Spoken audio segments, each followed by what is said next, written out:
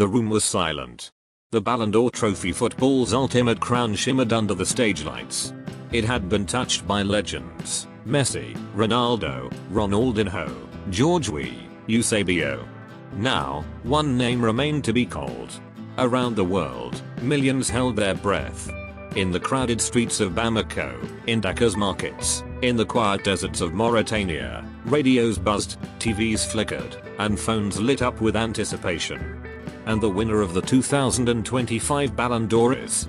A pause. A silence long enough to freeze the heartbeat of nations. Ousmane Dembélé. The hall erupted in applause. But far away from Paris, in West Africa, a different sound rose: ululations, drums, prayers. For them, this wasn't just football. This was Africa's son returning home with the world's highest honor. Ousmane Dembélé was born on the 15th of May, 1997, in Vernon, a quiet town in Normandy, France.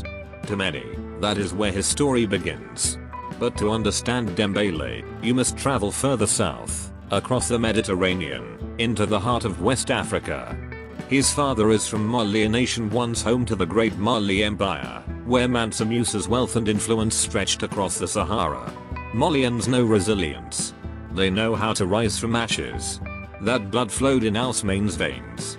His mother is of Mauritanian Senegalese origin. Mauritania, where the desert meets the Atlantic, is a land of faith, endurance, and humility. Senegal, vibrant and proud, is a land of teranga, hospitality, and strength. From his mother, Ousmane inherited discipline, warmth, and rhythm. At home, he was raised in the traditions of Africa. He ate African food, listened to African stories, and grew up under the watch of a Mauritanian Senegalese mother who taught him respect, patience, and resilience. Though he carried a French passport, his identity was larger. He was a son of the black nation. From the streets of Vernon, the young Ousmane chased footballs with bare feet, his dribbles a mix of French coaching and African rhythm. By the time he joined Rennes Academy, it was clear, this boy was different. He was ambidextrous, unpredictable, and fast.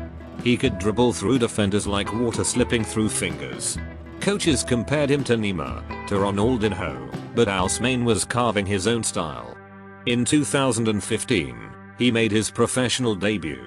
Soon after, he was named Ligue 1's Young Player of the Year. His star rose quickly. In 2016, Borussia Dortmund called. Germany embraced him. He dazzled defenders, won the DFB Pokal, and made the world take notice. For Europe, he was a prodigy. For Africa, he was hope. In 2017, the unthinkable happened. Neymar left Barcelona for PSG. The Catalan giants needed a replacement, and they looked to Dembélé. The fee €105 million. At just 20 years old, he was now one of the most expensive players in history. But with the money came the curse of expectation. In his first season, he tore his hamstring. Surgery followed. Recovery was long. Critics were merciless. Spanish headlines called him a waste. Fans grew impatient. Every time he returned, another injury came. By 2020, he had missed more games than he had played. But here lies the secret of Dembélé. While Europe doubted him, Africa prayed for him. In Mali, in Senegal, in Mauritania, uncles and aunties said, "The boy will rise again." His family reminded him, "Our blood is not weak. Our spirit is not broken." Ousmane Dembélé was down, but he was not out. In 2018, when France lifted the World Cup, Dembélé did something unusual. He did not rush to buy more cars, houses, or luxuries. Instead, he looked south to Daguele, Mauritania, his mother's village. There, he pledged part of his World Cup earnings to build a mosque. This act revealed everything about him. Football gave him wealth. Africa gave him identity. The mosque was his way of saying thank you to his roots. A sacred place where his people could pray, where children could learn, where elders could gather. It was a statement: I may wear blue for France, but my soul belongs to Africa. That mosque is more than bricks and mortar. It is a symbol of connection. And today, as he lifted the Ballon d'Or, You could almost hear the echoes of that mosque in Mauritania, filled with prayers of gratitude. By 2023, it was clear Barcelona and Dembélé were drifting apart. The love was gone.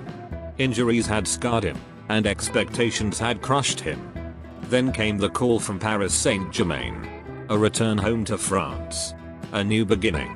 At PSG, under Luis Enrique, everything changed. Dembélé was not just another winger, he became the heartbeat of the attack. His confidence soared. In the 2024-25 season, he scored 35 goals. He delivered 16 assists. He led PSG to a historic treble, Ligue 1, Coupe de France, and Coupe de France, and the UEFA Champions League. He was named the Champions League Player of the Season. Suddenly, the boy once mocked as fragile was now the man carrying PSG to glory. And so came the 22nd of September, 2025. The Ballon d'Or ceremony. The finalists, Ousmane Dembélé, Lamine Yamal, and others. The world debated. Many thought Messi's shadow, or Ronaldo's legacy, or young stars like Mbappe and Yamal, would dominate. But when his name was called, it wasn't just a victory for PSG. It wasn't just a victory for France. It was victory for Mali, for Mauritania, for Senegal. It was victory for the black nation. Ousmane Dembélé is only the third black player in history to win the Ballon d'Or. In 1965, Eusebio, born in Mozambique, lifted it for Portugal. In 1995, George Weah of Liberia became the first African international to win it. And now, in 2025, Ousmane Dembélé, son of Mali, Mauritania, and Senegal, has joined them. This win is not just about football. It is about representation.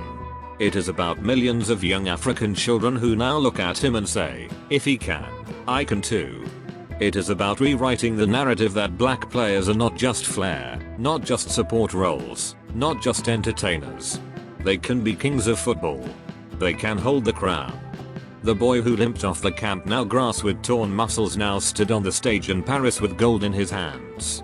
The son of a Malian father and a Mauritanian Senegalese mother, who once donated his earnings to build a mosque in Africa, now lifted the most coveted trophy in world football.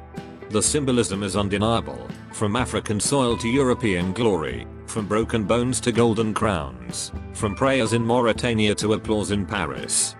Dembélé's story gives us lessons. 1. Struggles don't define you, how you rise does. Injuries, criticism, mockery. They are part of the journey, not the end of it. 2. Roots matter. Never forget where you come from. His mosque in Mauritania proves this. 3. Representation is power. Every black child who watches him lift that trophy sees possibility. 4. Redemption is possible.